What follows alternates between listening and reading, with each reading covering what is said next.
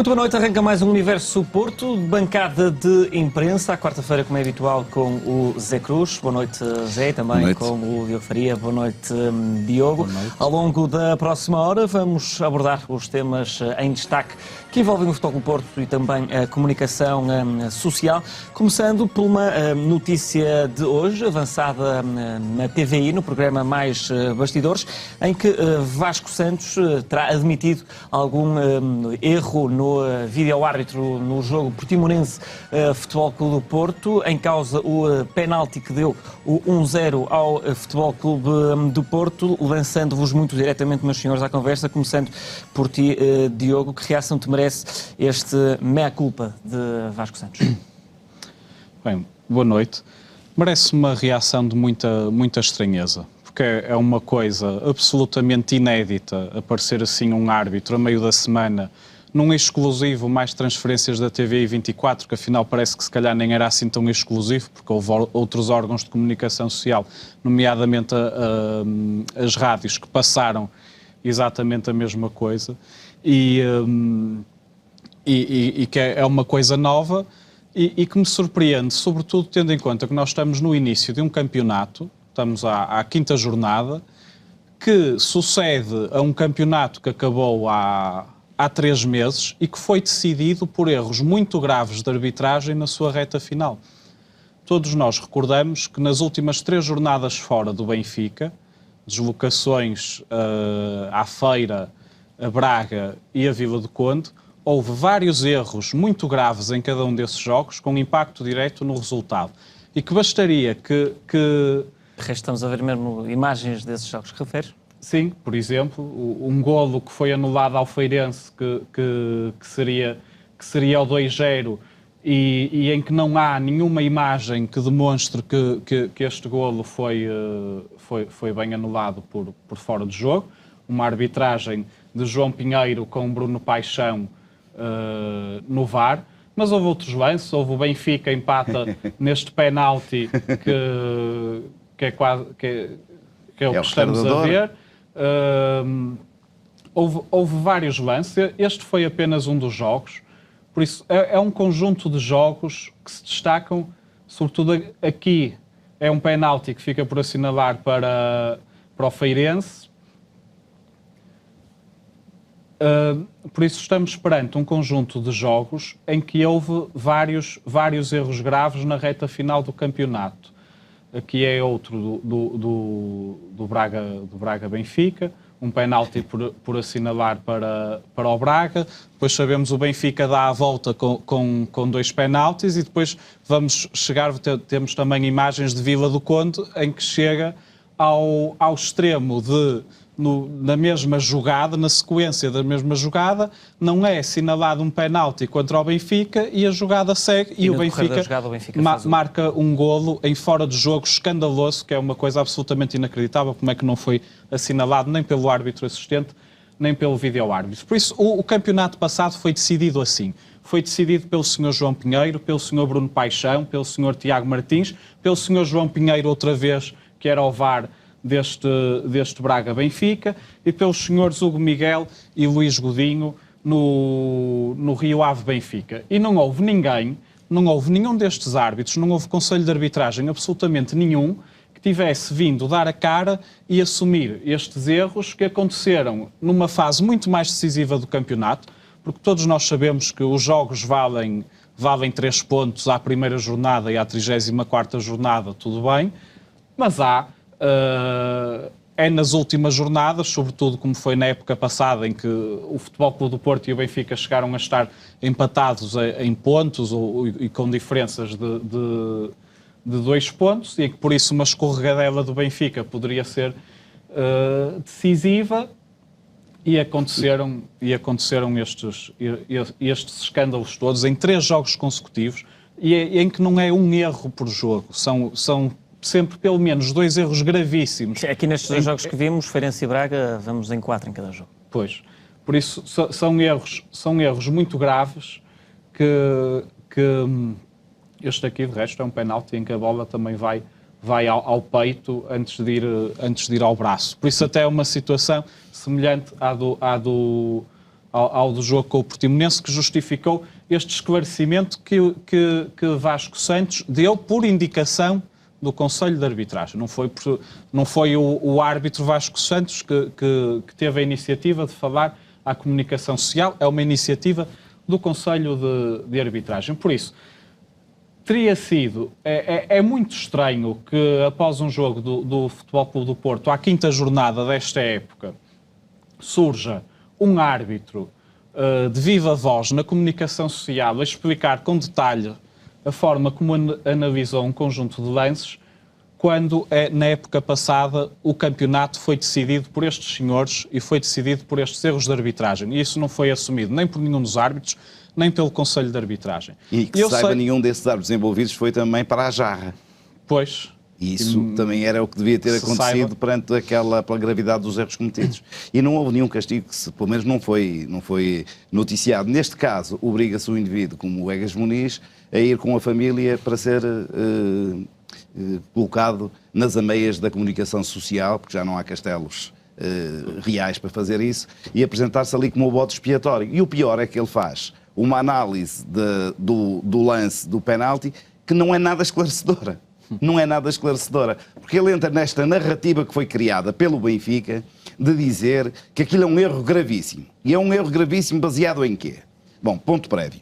Eu não vou dizer que aquele lance é um penalti claro. O penalti marcado a favor do Futebol Clube Porto, no Portimonense Futebol Clube Porto, eu não digo que é um penalti claro. Agora, que é um lance duvidoso, tenho a certeza que o é.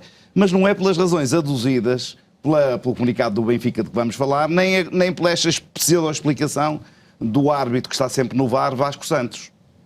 Porque o que ele diz é isto, é que viu as imagens e que de 4 câmaras, das 5 que havia disponíveis sobre o lance, 4 câmaras não lhe deixavam dúvidas, via-se o toque da bola no braço do defesa do Portimonense. Mas havia uma câmara, que é a câmara de ângulo oposto, que não era explícita, que não se via esse contacto com a bola.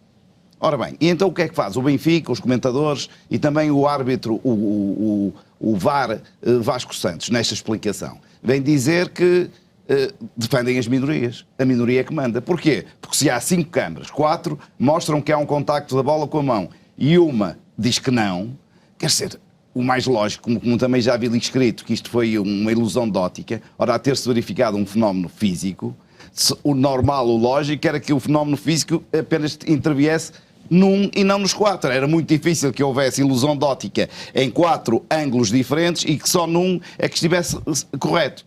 A questão não é esta, até porque eu penso que a maneira de analisar este lance é saber se de facto a bola, antes de tocar no braço, por isso para mim é inequívoco, houve toque no braço do defesa do Portimonense, se bateu antes no peito, porque isso aí é que pode tornar o lance de penalti obrigatório ou não. Mas aqui o que está em causa, como diz o Diogo muito bem, é esta desfaçatez do Conselho de Arbitragem de se manter mudo e calado, escondidinho, perante uma sucessão de 3 jogos fora seguidos do Benfica, em que houve erros clamorosos, gravíssimos, como tivemos a oportunidade de ver. O Conselho de Arbitragem esteve ali caladinho, parecia Salomão, não dizia nada, ali quietinho e tal. Ao contrário de Salomão, que ao menos mandava cortar uma mão, podia ser a do VAR ou do árbitro de campo, mas não. Aquilo ali mancomunaram-se uns e outros e deu este resultado, que foi a conquista de um campeonato. Se eles viessem falar, o que eles vinham dizer era reconhecer que os árbitros entregaram o campeonato ao Benfica. Exatamente. Porque foi o que aconteceu. Estes árbitros, o João Pinheiro, o Bruno Paixão, João Pinheiro 2 vezes, está em 2 destes jogos, João Pinheiro, é uma coisa absolutamente escandalosa. Tiago Martins, o Hugo Miguel entregaram o campeonato ao Benfica ao cometerem uma série de erros gravíssimos nestes 3 jogos fora consecutivos, numa fase em que os jogos estavam a ser difíceis para o Benfica e eles entraram a perder na Feira, entraram a perder em Braga e depois tinham sempre a sorte de ter estes erros. E nunca houve assunção nenhuma. Podiam ter vindo falar no fim do campeonato, se calhar até ao momento certo para se fazer balanços, podiam vir reconhecer, mas se o fizessem, iam ter de acabar por reconhecer, direta ou indiretamente, a influência muito forte destes árbitros na definição do campeonato. Mas, não parece Diogo, que tenha havido coragem para isso. Para falar do Futebol Clube do Porto, Portimonense, à quinta jornada, já há muita coragem para. Mas o que é curioso é que há aqui há fenómenos que, quer dizer, do ponto de vista mediático, esta intervenção é completamente disparatada. Porquê? Porque o jogo foi já quase há 2 semanas. há uma semana e meia. A ter efeito algum, até do ponto de vista profilático, devia ter sido imediato. Passado este tempo, isto parece encomenda. E, de facto, nós sabemos quem encomendou. Foi o Benfica, com o seu comunicado. E é isso que é preciso fazer este contraponto, ou melhor, fazer esta analogia. Eles começaram logo no dia do jogo. Exatamente. Com um tweet. Sim. Pronto, e depois fizeram um coisa para a comunicação social sobre isto. Sim. Mas isto, portanto, foi um modo diferente de fazer a mesma coisa. Pressão, coação sobre o Conselho de Arbitragem. Da mesma forma que Luís Filipe Vieira tinha feito há um ano, em janeiro, e que condicionou todos os atos e o Conselho de Arbitragem até ao fim do campeonato. Quando falou, sem nenhuma razão, desabridamente sobre a arbitragem do jogo que o Futebol Clube do Porto ganhou ao Benfica para a Taça da Liga, a meia-final da Taça da Liga em Braga, e que veio ali atacar de uma forma completamente desconexada a arbitragem e o vídeo-árbitro desses jogos. É isto que está aqui em causa. O mecanismo que está subjacente à atuação do Benfica e à coação permanente sobre a arbitragem. De resto, aqui é o mesmo. Temos o tal tweet que referiram. Pronto, em reação a esse isto jogo do Portimonense de foi a forma de atuação deste ano. Ficou para os tweets e para as redes sociais ligadas à comunicação social.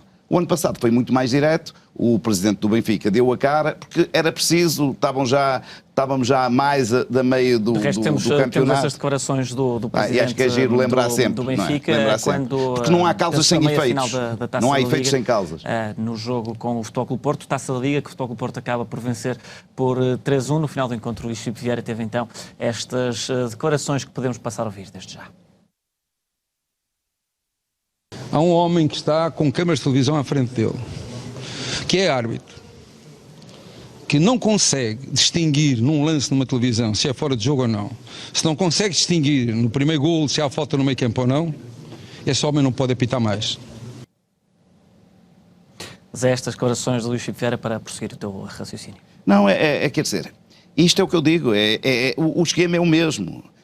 Há que manter a arbitragem sobre o foco e sobre a coação permanente do Benfica. Quer seja através de comunicados das redes sociais, quer seja de viva voz pelo presidente Luís Filipe Vieira. O ano passado deu resultado, nós vimos o resultado, foram estas arbitragens e vídeo-arbitragens escandalosas. Agora, o que é novo é o Conselho de Arbitragem vir patrocinar uma reação pública a este comunicado do Benfica. Não vamos disfarçar as coisas. Só há esta retratação, esta explicação do senhor que está no VAR, Vasco Santos, que está no VAR em permanência, Vasco Santos, porque o Conselho de Arbitragem se acagaçou face às críticas do Benfica. Não há por ter medo das palavras. Isto foi feito porque há um que manda e até os poderosos do futebol se acagassem. É isto. Diogo, concordas com isto que o Zé diz? Que isto é uma reação direta ao comunicado do Benfica no Twitter após este Portimonense do Porto? Não sei se é uma reação direta ao tweet, acho que é uma reação direta à pressão que o Benfica coloca sobre a arbitragem. E este ano está a colocar desde muito cedo, aliás, na jornada anterior eles já tinham começado também a criticar a arbitragem do jogo do Futebol Clube do Porto com o Vitória de Guimarães, agora voltam à carga com este tweet e depois com o Benfica News, o News Benfica, em que voltam a defender exatamente a mesma coisa. E eles fazem isto porquê? Eles fazem isto porque já têm muita experiência e porque sabem que resulta, como disse o Zé. Porque quando o Luís Filipe Vieira fez isto na época passada e veio com aquele ar muito sério, como se ele fosse uma pessoa muito séria, com aquele ar de estadista e preocupado, lançar aqueles alertas, aquilo parece um alerta a alguém menos atento ao fenómeno. Quem está atento sabe que aquilo são ameaças. Sabe que quando Vieira fala assim está a ameaçar. E concretizou-se, as ameaças concretizaram-se. O vídeo-árbitro desse jogo, se não me engano era Fábio Veríssimo, esteve muito tempo sem apitar nenhum jogo. Claro. Portanto, quando ele disse não pode apitar, isso cumpriu-se. E é isso que é dramático, porque isto passa para todos os árbitros a ideia que é real do que o Benfica diz e depois os outros, quem está no poder do futebol, aceita. Nós sabemos perfeitamente que as estratégias do Benfica em relação à arbitragem passam precisamente muito por isto, por se criar a noção de que é o Benfica que manda, que é o Benfica que tem informação sobre eles, que é o Benfica que sabe a vida toda deles, que é o Benfica que tem que consegue coagi-los por causa disso, por causa da informação que tem, por causa da influência que tem nas instituições, e aqui é dado um sinal claríssimo, que é O Benfica abriu a boca, não foi preciso Vieira falar, mas houve logo uma reação e houve logo uma coisa destas patética, que é vir-se colocar assim em causa um jogo que o Futebol Clube do Porto acabou por vencer à quinta jornada, em Portimão, em que acho que, apesar das circunstâncias, toda a gente consegue reconhecer que foi uma vitória justa pelo que aconteceu durante a maior parte do encontro, e que quando, numa fase decisiva, absolutamente decisiva do campeonato, em 3 jogos consecutivos, não foi num. Por exemplo, o que se passou em Vila do Conde, se fosse um caso isolado, já era suficientemente escandaloso, porque aqueles 2 lances seguidos, separados por 10 segundos, ou lá o que foi, de penalti contra o Benfica não assinalado, e golo em fora de jogo clamoroso do Benfica validado, isso seria gravíssimo, assim isoladamente. Em 3 jornadas consecutivas, fora... 3 jogos difíceis, 3 jogos em que o Benfica tinha uma margem de erro reduzidíssima para continuar na frente do campeonato, aconteceu sempre aquilo na sequência dos alertas e das ameaças de Luís Filipe Vieira. E agora eles vieram com isto, vieram com o Twitter, vêm com a News Benfica, já teve este efeito no Conselho de Arbitragem. Se for preciso vir à Vieira... se ele não tiver, entretanto, sei lá, se não for notificado para nada e não tiver outra vez um ataque de amnésia que o faça ter de ser internado, ele aparecerá sempre que necessário a fazer estas figuras, a pressionar, porque ele sabe que dá resultado. E isto é muito claro. Agora vamos ver também, nas próximas semanas, a concretização prática, porque obviamente o objetivo do Benfica, ao fazer este tipo de pressão, ao atemorizar o Conselho de Arbitragem e ao condicionar os árbitros, o que eles querem não é que os árbitros venham reconhecer erros. O que eles querem é que haja consequências no campo, quer nos jogos deles, quer nos jogos do Futebol Clube do Porto. Diogo, e a nossa experiência diz-nos isso, que há, pelo menos, não sei se são todos, mas que há árbitros que são muito suscetíveis a este tipo de pressão. Mas queria acrescentar não, só queria dizer uma coisa, é que perante estes acontecimentos e perante as interpretações que, nomeadamente, nós estamos aqui a fazer, e que todos os árbitros fazem também estas interrogações, perante o que aconteceu com esta explicação completamente descabida do VAR Vasco Santos, todos os árbitros se põem a perguntar, mas porquê é que o Conselho de Arbitragem terá mandado fazer isto? E porquê é que ele veio dizer isto? Porquê? O que é que está aqui em causa? E, portanto, isto acho que se impõe que o Conselho de Arbitragem e até, se calhar, a própria Federação esclareçam 3 situações. A primeira, esta iniciativa do Sr. Árbitro Vasco Santos foi individual ou foi por sugestão do Conselho de Arbitragem? Primeira questão. Não foi individual, Zé. Não foi individual? Não foi. Pronto. Mas era bom que explicitamente claro, o Conselho de Arbitragem assumisse isto, assumisse o ónus, dissesse, fomos nós que mandamos. E depois, qual a relação de causa e efeito entre esta explicação pública e o comunicado do Benfica? Mas é importante que esclareça se há alguma relação. Finalmente, é preciso que eles, de uma forma muito clara, explicitem a origem e a motivação para esta explicação do árbitro Vasco Santos e se este é um procedimento que vai ter continuidade no futuro, pelo menos esta temporada. Até porque há uma coisa que é, o Zé pergunta qual é a relação de causa e efeito. Eu acho que há um argumento muito forte para nós deduzirmos com segurança que há essa relação de causa e efeito entre a pressão do Benfica e esta intervenção pública do árbitro Vasco Santos, que é uma coisa muito simples. Este erro, este não foi o primeiro erro de arbitragem que houve nesta época. Eu recordo, na jornada no Braga-Benfica, houve um penalti que ficou por assinalar para o Benfica e não veio nenhum árbitro explicar esse erro. Não veio o vídeo-árbitro explicar esse erro. Saindo dos jogos dos clubes que lutam pelo título, eu recordo, logo julgo que à segunda jornada, no Tondela Portimonense, houve um golo que foi validado ao Portimonense que é precedido de um fora de jogo claríssimo, que é um erro que é difícil de perceber como é que aconteceu, como é que o vídeo-árbitro não interveio nessa situação. Alguém ouviu o vídeo-árbitro, não sei quem era, vir dizer alguma coisa? Porquê? Porque não houve...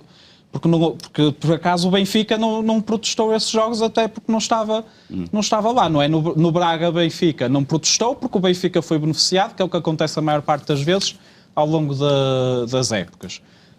nesse do Tondela, noutros jogos que provavelmente terá havido erros de arbitragem, que há sempre. Agora não houve nada. Agora é à quinta jornada, parece que este teria sido o primeiro erro de arbitragem que aconteceu.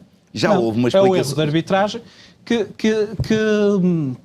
que a confirmar-se efetivamente que é um erro, não é? Que eu acho que até nem é. E porque há um aspecto do que disse Vasco Santos que se calhar não está a ser relevado e que é muito importante. É que o vídeo-árbitro, para intervir, tem de ter a certeza absoluta. Do erro, da essência do erro.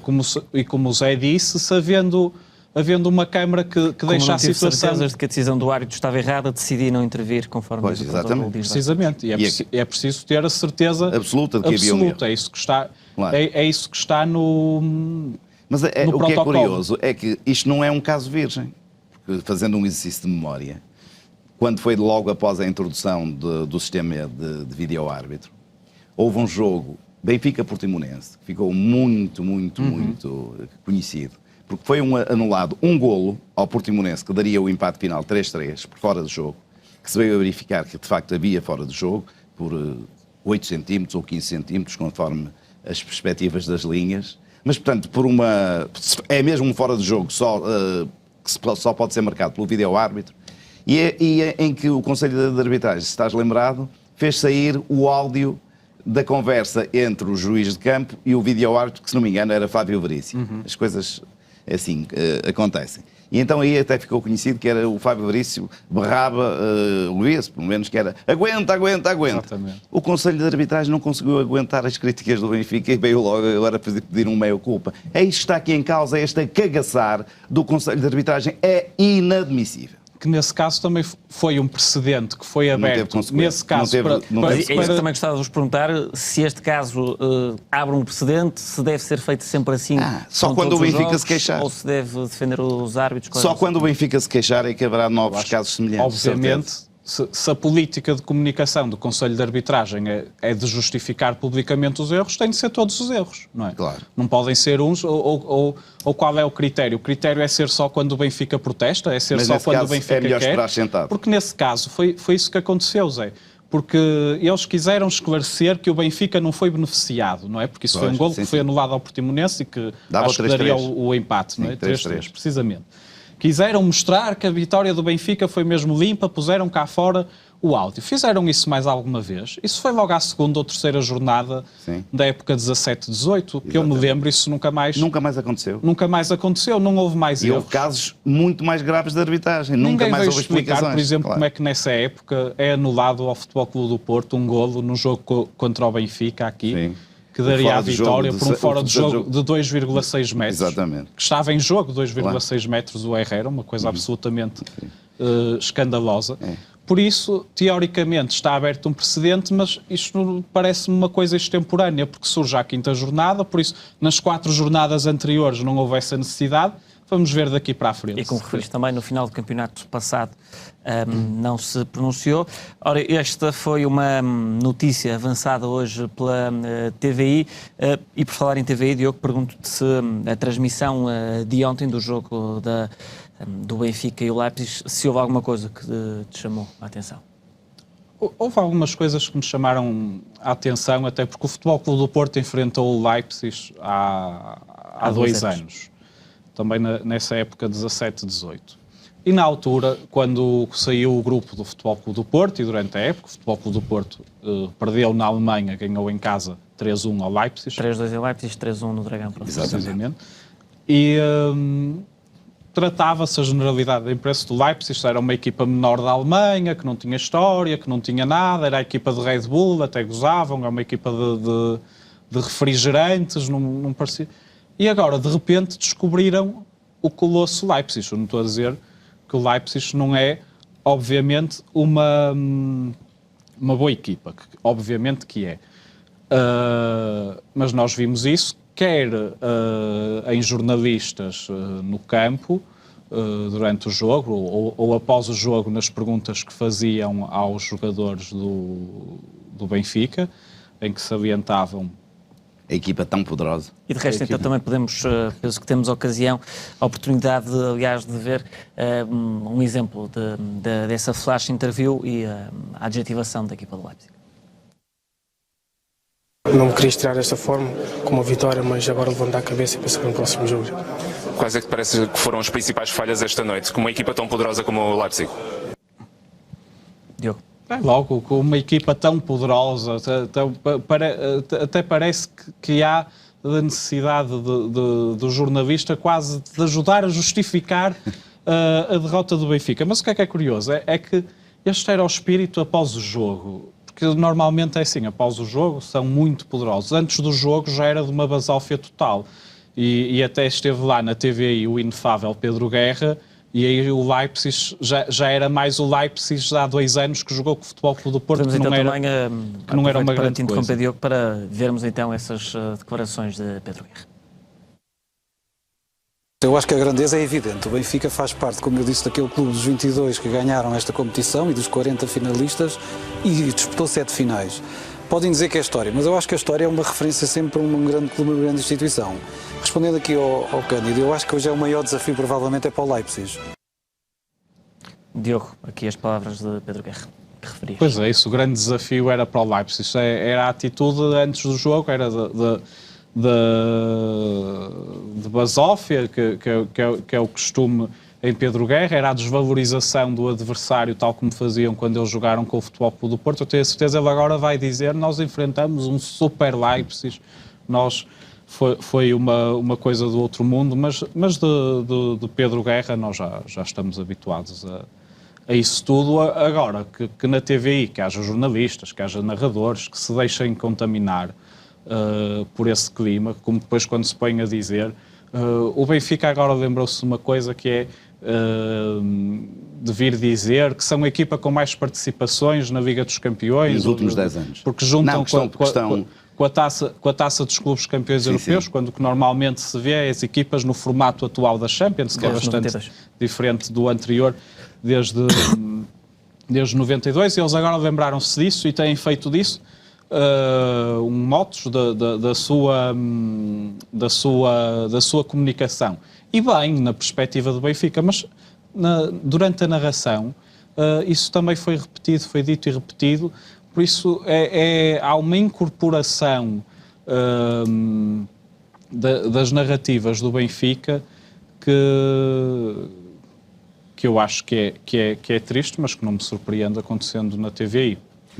Zé, a sua opinião sobre tudo isto que o Diogo aqui João, eu tenho uns anitos e, portanto, estou muito habituado a que os treinadores, os dirigentes, os próprios jogadores falem do cansaço acumulado, falem do azar, falem da prestação dos árbitros, falem de tudo e mais alguma coisa para justificar perante as massas associativas os insucessos, etc. Isto é natural, faz parte e utilizam todos os argumentos do futebolês. Portanto, isto é uma norma. Agora, as coisas é normal e a gente aceita e acha que isto faz parte, portanto, faz parte do próprio futebol.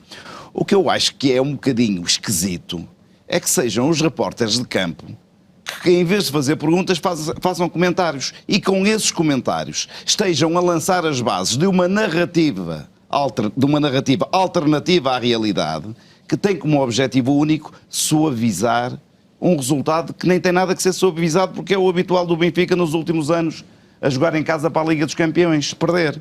Portanto, agora, isto não é admissível, quer dizer, porque a equipa tão poderosa era uma, como disse muito bem o Diogo, era uma equipa normal quando 2 anos atrás perdeu aqui no Dragão com o Futebol Clube do Porto por 3-1. Também para a Liga dos Campeões. Portanto, é esta soberba, esta arrogância que quer dizer que no caso desta pergunta tão capciosa da equipa tão poderosa foi uma forma mal sucedida de tentar suavizar a derrota. Em bom português é meter a viola no saco. Meter a viola no saco foi também o que fez o Pedro Guerra, porque o Pedro Guerra estava a dizer que quem ia estar em jogo era o Leipzig, não era o Benfica. Viu-se com o resultado final. Mas já agora, porque o Pedro Guerra recorreu à estatística e disse que o Benfica é uma das 22 equipas que já conquistou a Liga dos Campeões / Taça dos Campeões Europeu, é verdade. Mas o Pedro Guerra, que gosta tanto de estatística, podia também ter visto que o Benfica pertence também a um núcleo restrito de 3 equipas, que, além do Benfica, inclui o Celtic e o Feyenoord. que também fazem parte destas duas equipas do tal grupo de 22 clubes que conquistaram a Taça dos Campeões Europeus / Liga dos Campeões. Sabem porquê? Estas 3 equipas pertencem ao lote que só conquistaram a Taça dos Clubes Campeões Europeus quando a televisão era a preto e branco. Ainda no mesmo canal, naturalmente após o final do encontro, o jogo foi analisado e um dos momentos analisados é o golo do Benfica, uma análise que podemos também ouvir desde já. Seferovic a chegar ali ao passe de Rafa e a bater o guarda-redes do Leipzig. Não se percebe depois o porquê de Aris Seferovic mandar silenciar os adeptos na bancada. Não é ali que estão os adeptos do Leipzig.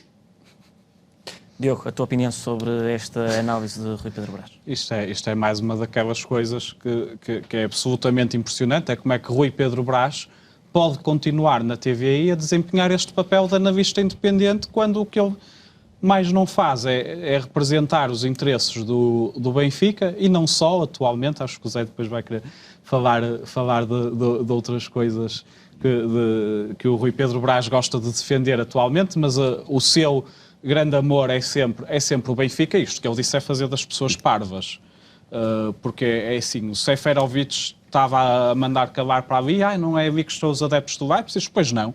O Rui Pedro Brás sabe tão bem como qualquer pessoa que acompanha o futebol português, muito mais ele, que é um grande adepto do Benfica, que o Seferovic estava a mandar calar os adeptos do Benfica, como é óbvio, por causa das críticas que tem recebido, por causa da sua fraca produtividade em termos de golos nesta temporada. Por isso, o que é isto que o Rui Pedro Brás faz? Está a fazer de conta que não sabe? Está a fazer-se É mais parvinho? uma visão alternativa da realidade. Está a tentar induzir os espectadores a pensar em outra coisa, que os adeptos do Leipzig, fica assim no ar, mas afinal o que é que ele queria, não se percebeu bem, é uma coisa a analisar mais à frente, não é uma coisa a analisar mais à frente, coisa nenhuma, percebeu-se perfeitamente que o Seferovic mandou calar os adeptos do Benfica. Pronto, é uma coisa que acontece de vez em quando, foi provavelmente uma atitude... Em muitos estados de futebol e com todas as equipas. Impensada, mas o Rui Pedro Brás, como sempre, lá teve a sua atitude branqueadora em relação ao Benfica. Porquê? Porque a TVI permite ter uma figura como o Rui Pedro... Vá lá que o Pedro Guerra não está lá a fazer o papel de comentador independente. Mas eu já não digo nada, já não sei se era impossível que uma coisa dessas viesse a acontecer. Zé, o Diogo já lhe deu aqui a deixa para falar de... Em relação a esta tirada, que isto é feito no resumo, não é feito em direto, isto já é... Sim, a frio. Pois, já é feito a frio, foi pensado, quer dizer, lá está, como uma visão, como uma narrativa alternativa para dizer que aquilo que devia ser assumido naturalmente.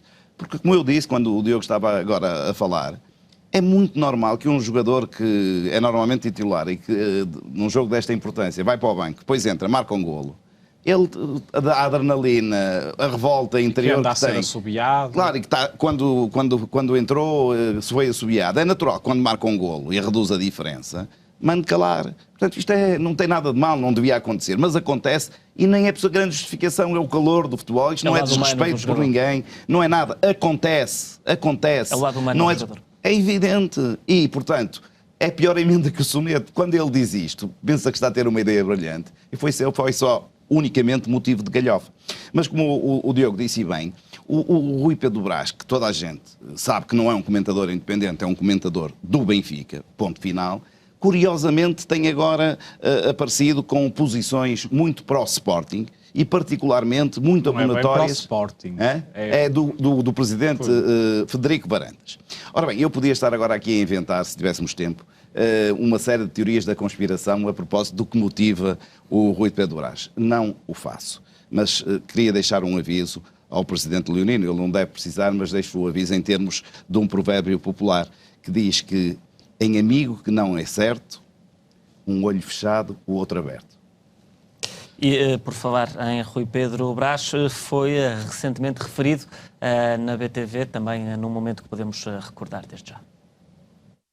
Vamos estar atentos e podemos estar aqui perante uma situação inédita no futebol português, com uma SAD a ser constituída arguida e ir a julgamento. Portanto, Não se confirmou. Como muita gente, ainda agora ouvi o Pedro dizer, e é dos nossos. José, eu quando digo que é dos nossos, não quero que fique nem mal visto o Rui Pedro, nem tu, nem eu, nem ninguém. Quando digo que é dos nossos, eu sei que há jornalistas, quando digo dos nossos, eu sei que há jornalistas que procuram fontes credíveis dentro dos clubes, neste caso dentro do Benfica ou do Sporting ou do Porto, antes de emitirem as suas opiniões. E eu sei que o Rui Pedro Brás, com todos os defeitos, já o critiquei várias vezes, procura também ter essas fontes. Se depois bebe melhor água ou se sabe comunicar a melhor água, não sei. Quando digo que é dos nossos, tenho o Rui Pedro Brás, nem sempre como um jornalista com o que eu concordo, mas tenho o Rui Pedro Brás como um jornalista que eu sei que tem a preocupação, pelo menos, de procurar boas fontes. Zé, já que estava a falar de Rui Pedro Brás, comece por si, a sua opinião sobre isto. Quer dizer, isto mostra que há alguma confusão no meio das hostes encarnadas, porque, primeira coisa, referência, o Rui Pedro Brás tinha falado da possibilidade da Benfica SAD ir a julgamento, o que seria inédito em Portugal, uma SAD ir a julgamento, não é assim tão inédito, era inédito por motivos criminais, e por motivos ligados à corrupção no fenómeno desportivo.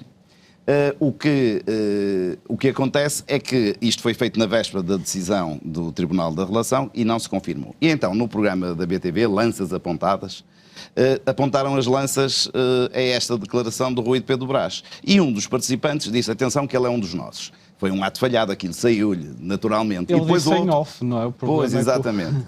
Disse em off, só que o José Manuel Antunes, ele não se consegue conter e disse que um dos nossos amigos disse que este é um dos nossos. E depois o outro teve necessidade de explicar porque é que disse isso. Mas a explicação saiu-lhe assim um bocadinho desconexa e no final quase lhe faltou dizer que sim, é verdade, o Rui Pedro Brás recebe a cartilha. Diogo. Eu acho que o Zé já disse quase tudo e o vídeo também é eloquente porque é a confirmação. Quando eles dizem ele é um dos nossos, nós já sabemos perfeitamente. Claro que depois aquele outro senhor que está ao lado de José Manuel Antunes, eu não sei como é que se chama, mas inventa ali e tenta... Coitado, ele também foi colocado numa situação difícil porque disse uma coisa em off e o José Manuel Antunes... Pumba. Começa logo a intervenção dele a dizer o que o outro disse para ninguém ouvir, supostamente. E ele lá teve uns segundos para pensar e disse ele é um dos nossos porque procura informação e tal, como quem diz, ele é um dos nossos porque é sério. Depois há muitos pormenores deliciosos, o ele referir-se a ele como o Rui Pedro, o que desde logo dá a ideia de que há ali alguma confiança, que se conhecem, não sei. Porque efetivamente o Rui Pedro Brás é um dos deles. E é um dos deles em que sentido? Em vários sentidos. É um dos deles como benfiquista, certo, já sabíamos. É um dos deles como fanático pelo Benfica, também já sabíamos. É um dos deles como membro da BTV, como comentador da BTV. Não é atualmente, mas foi. Há vídeos disso no YouTube. Há vídeos do Rui Pedro Brás num programa com o Pedro Guerra, precisamente, a comentarem escutas telefónicas, a destilarem ódio ao Futebol Clube do Porto, a recomendarem livros do Afonso de Melo, que é um jornalista que odeia o Futebol Clube do Porto e que faz do ódio ao Futebol Clube do Porto quase a sua razão de viver. Por isso o Rui Pedro Brás está enfiado nisso tudo e depois a TVI reciclou-o como alguém independente, quando isso é só uma posição que dá jeito. Por acaso, esse programa em que estavam o Rui Pedro Brás e o Pedro Guerra e a sua evolução é um bom exemplo de como trabalha a comunicação do Benfica e da eficácia que consegue ter nessas coisas, porque eles pegaram em duas figuras da BTV, transformaram uma no defensor oficial e assumido e fanático das teses da direção do Benfica, que é o Pedro Guerra, e outro no defensor também fanático, mas não assumido, das posições do Benfica.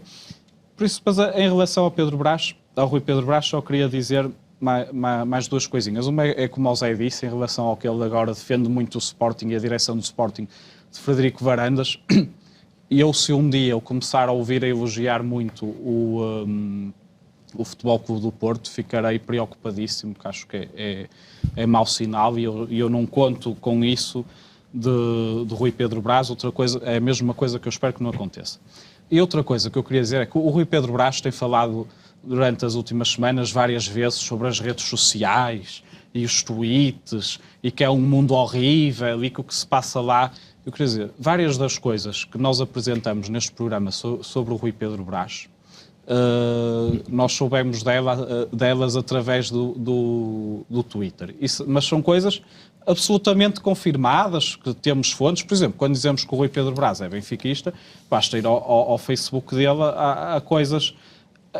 Em 2013, eu também gostei muito de o ver jogar, mas o que eu quero mesmo é que o Benfica ganhe, sempre, com ou sem Aimar.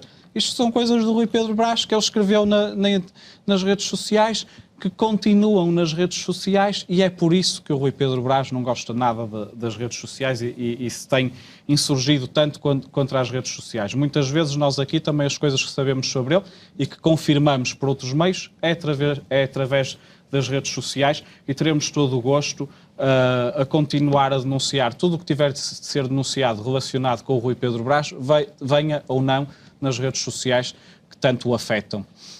Ora, há pouco referimos Seferovic, avançado do Benfica. Eu convido-vos agora, meus senhores, a ouvirem estas declarações de Vítor Paneira, precisamente sobre os avançados do Benfica na Sport TV.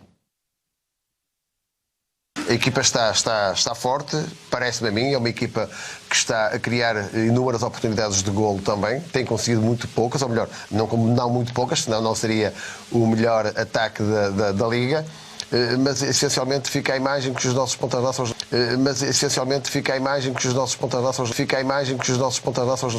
do Benfica não são concretizadores.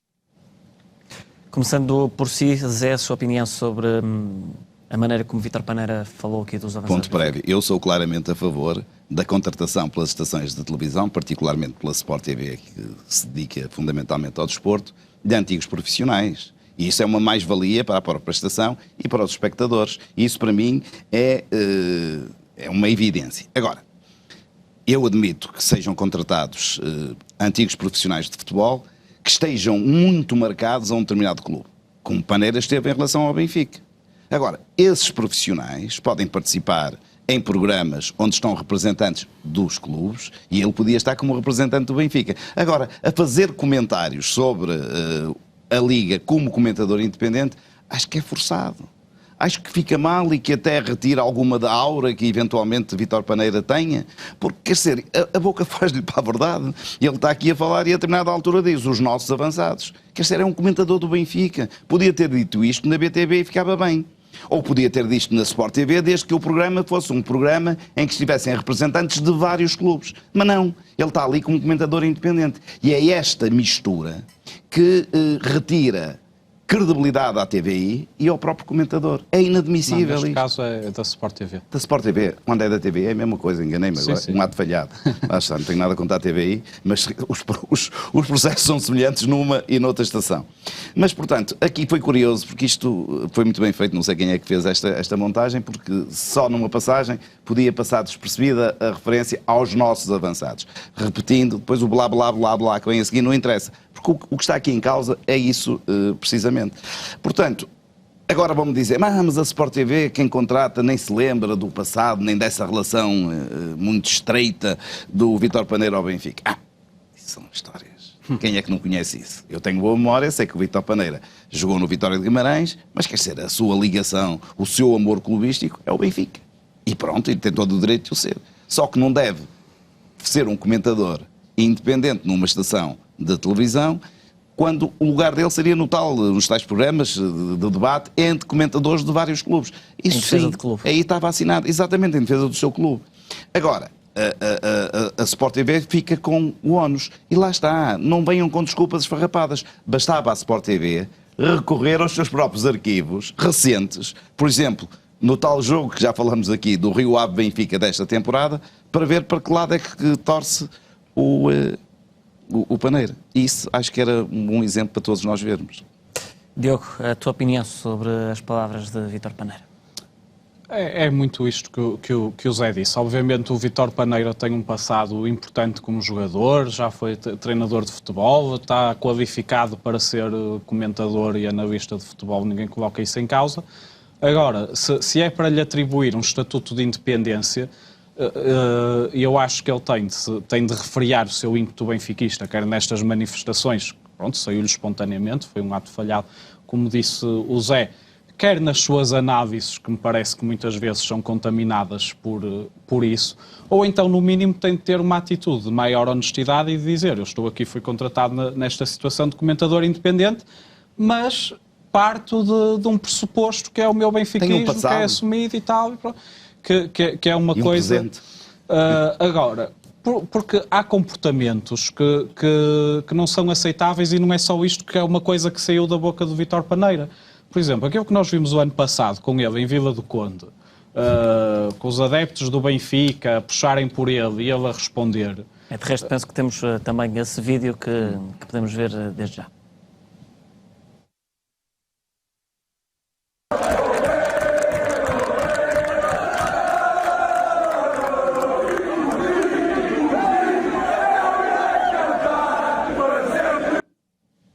Diogo, aqui Vítor Paneira em Vila do Conde.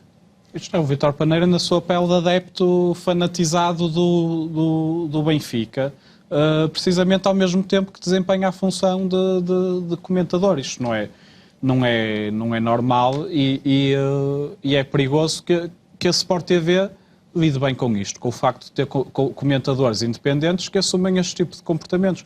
Não há quem pense na Sport TV que alguém que faz isto e que não assume que eu estou aqui como independente, mas parto de uma situação que é um pressuposto, que é o meu benfiquismo e tal, e que não me consigo desligar. Alguém que não faz isso não tem condições para ser verdadeiramente um analista sério em relação aos outros clubes e em relação ao próprio Benfica, que é aquilo que se espera de Vítor Paneira. João, deixa-me só dizer uma coisa.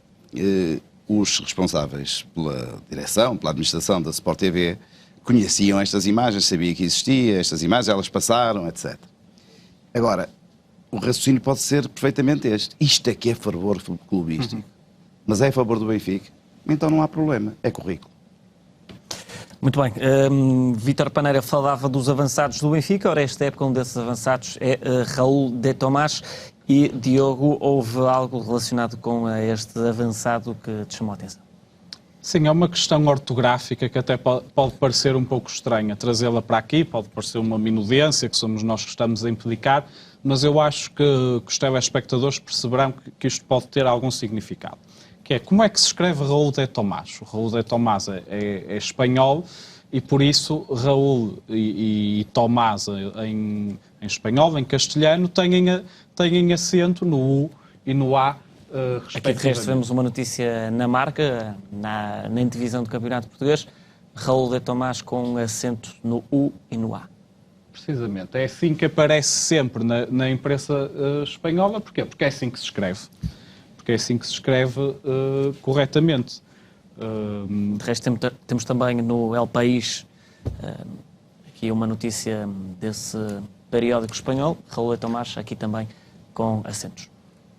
Mas se avançarmos para a imprensa portuguesa, vamos ver que há uns casos estranhos, que é, por exemplo, a Bola e o Record escrevem Raul de Tomás sem acento. Ou seja, aqui vemos Rezé com acento e Raul de Tomás sem.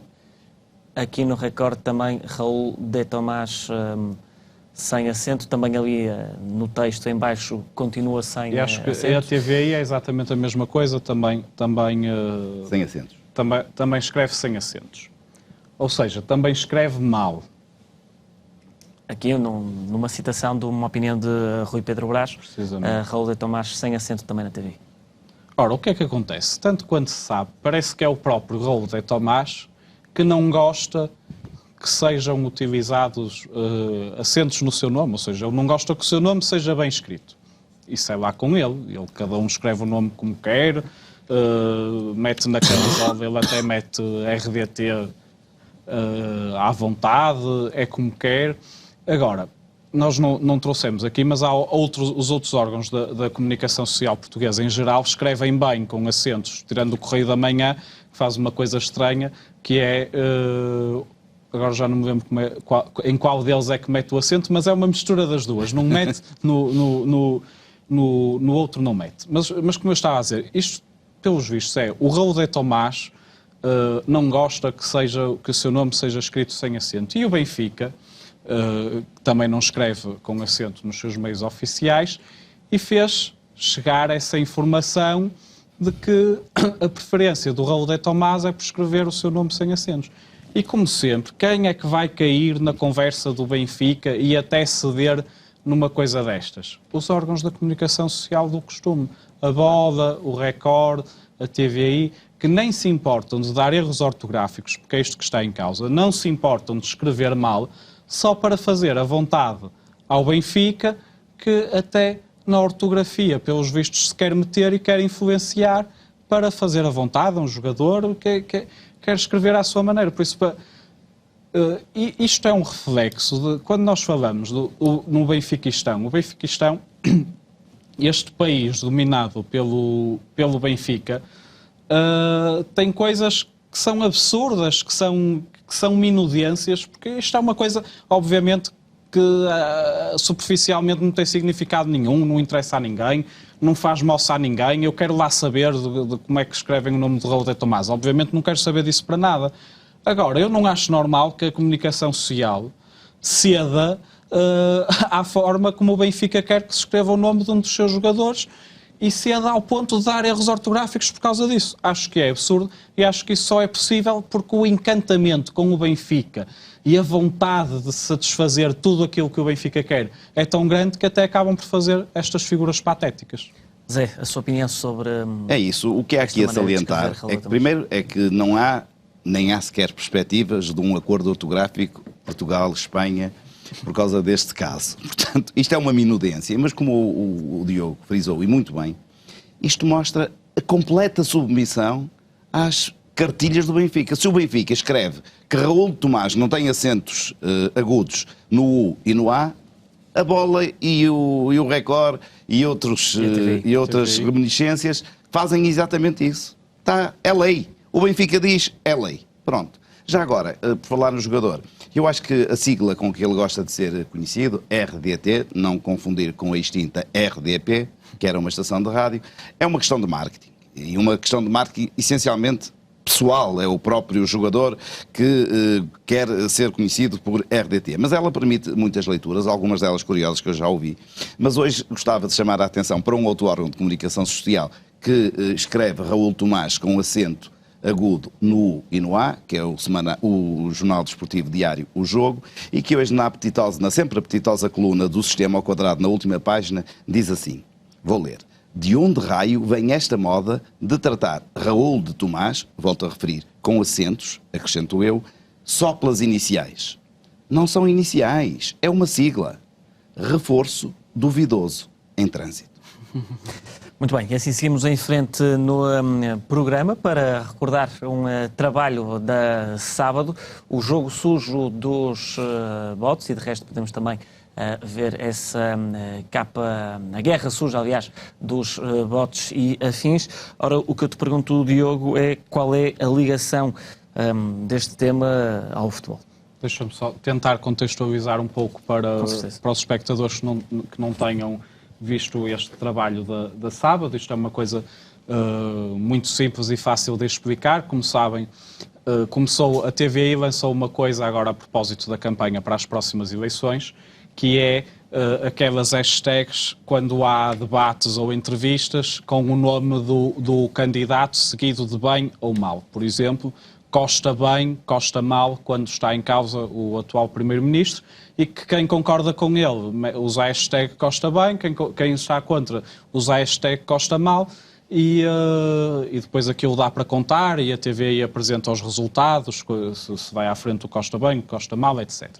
Um trabalho de investigação da revista Sábado chegou à conclusão de que houve vários perfis que foram criados nas redes sociais recentemente para aparentemente terem como única e exclusiva atividade tweetar essas coisas, Costa bem ou Costa mal, tentar influenciar essas votações. Normalmente são perfis sem fotografia, são perfis que não têm seguidores porque se desconfia que não sejam de pessoas reais, ou melhor, claro que foi uma pessoa real que os fez, mas se calhar a mesma pessoa fez vários para poder exercitar isso.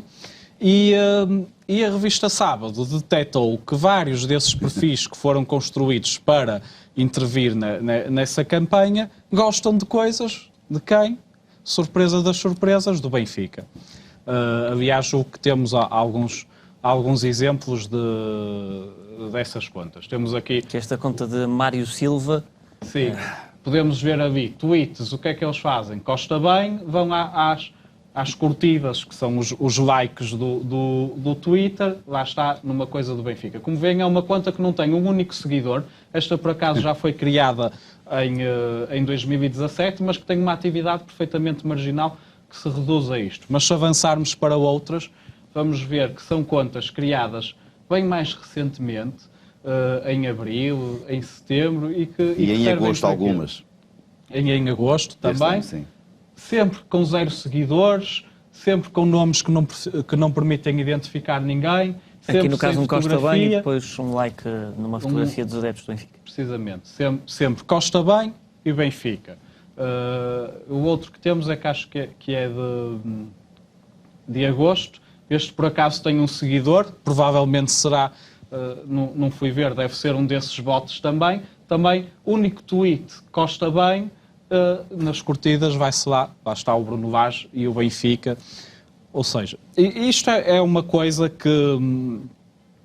Isto tem pode ter mais significado do que aquilo que nós estamos a pensar.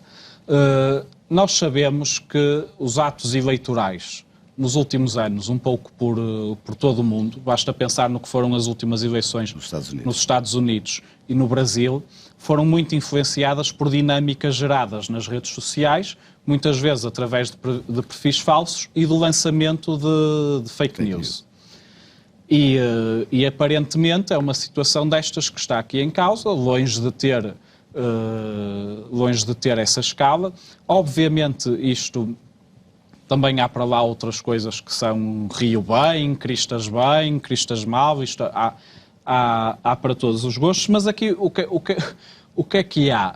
Há pelo menos a suspeita de que o Benfica também possa ter alguma ligação a isto, direta ou indireta. Nós não nos podemos esquecer que há uma figura que está muito ligada a estas coisas, tanto de um lado como do outro, que é o diretor de comunicação do Benfica, Luís Bernardo, histórico assessor do Partido Socialista, do tempo de Guterres, do tempo de Sócrates, do António José Seguro também. Não sei se atualmente a empresa dele trabalha para o PS, não tenho conhecimento disso, mas nós sabemos, e o Benfica recorre muito a estas coisas. Havia um esquema para ganhar as votações online, não é? Precisamente. E havia targets definidos, não é? Precisamente. Por isso é que eu não sei se isto é só uma coincidência das pessoas que estão a ser utilizadas para criar estas coisas, do Costa bem e que por acaso também gostam muito do Benfica, ou se é uma coisa pensada e feita a partir e em que pode até estar envolvida essas empresas que tratam da comunicação do Benfica.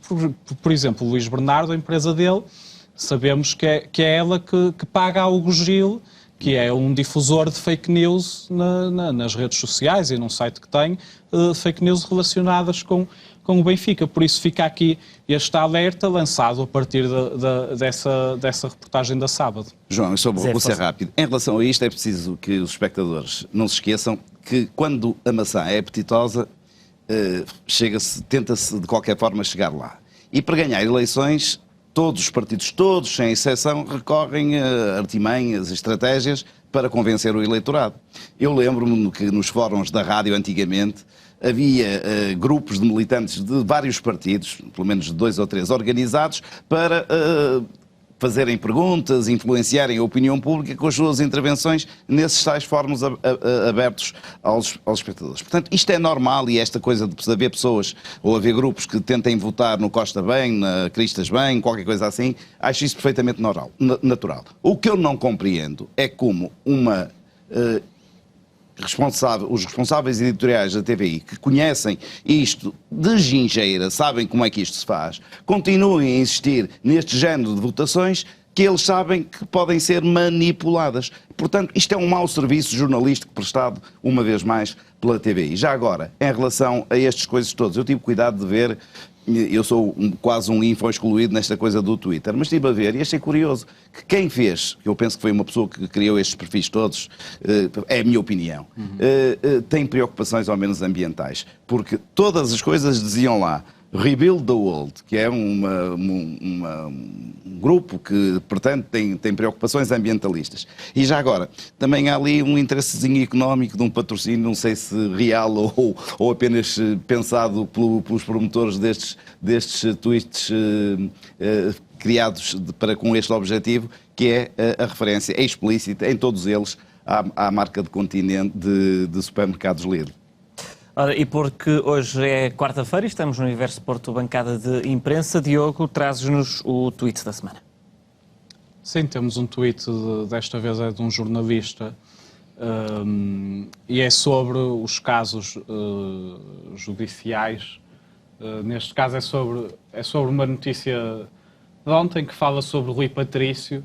Não é, obviamente, o guarda-redes da Seleção Nacional, é um dos advogados do Benfica, foi um dos advogados do Benfica que no processo é toupeira e em todas estas trapalhadas em que o Benfica está metido, e em que é feita aqui uma ligação entre o facto de Rui Patrício ter sido advogado do Benfica e ter sido agora nomeado para a administração da Fundação Berardo, ter sido nomeado pelo Governo, e é feita aqui uma ligação. Obviamente nós não sabemos, não podemos dizer que existe esta ligação direta, mas é mais um sinal, mais um sintoma do descrédito em que a nossa justiça está a mergulhar, e do descrédito em que a justiça cai sempre que está envolvido o Benfica. E da falta de prudência que existe em fazer-se assim destas coisas, porque isto é um sinal que é dado, neste caso até a nomeação é efetuada pelo Governo, de um advogado que ainda por cima é um advogado especialista em defender pessoas envolvidas em casos de corrupção, e por isso que defende corruptos e que vai para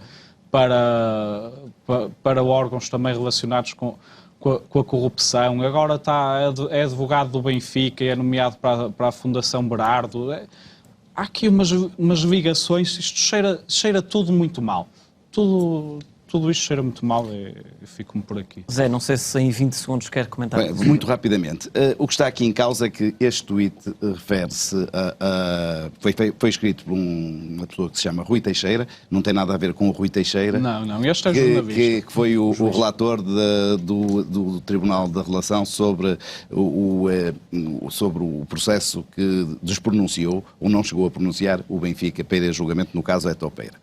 É uma coincidência de nomes. Também é uma coincidência, de facto, a nomeação do Rui Patrício para este cargo pelo Governo, escassos dias depois da não pronúncia do Benfica, em que ele era um dos advogados.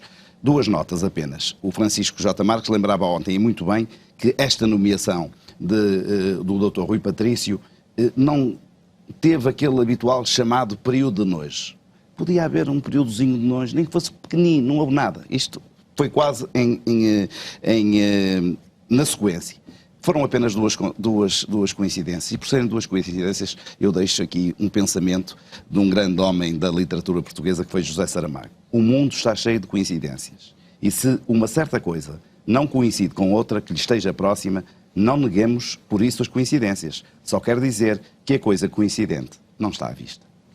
Muito bem, assim termina mais um Universo Porto Bancada de Imprensa. Estivemos em direto no Porto Canal e na Futebol Clube Porto TV. Vamos estar amanhã outra vez a partir das 6 da tarde para o pré-match do Futebol Clube Porto Young Boys. Moderação de Tiago Marques, comentários de Jorge Silva, Bernardino Barros e também José Fernando Rio, para acompanhar então no Porto Canal e na Futebol Clube Porto TV. Eu despeço-me, agradecer também ao Zé Cruz e ao Diogo Faria e a Cia que esteve aí a acompanhar-nos. Fique bem, boa noite.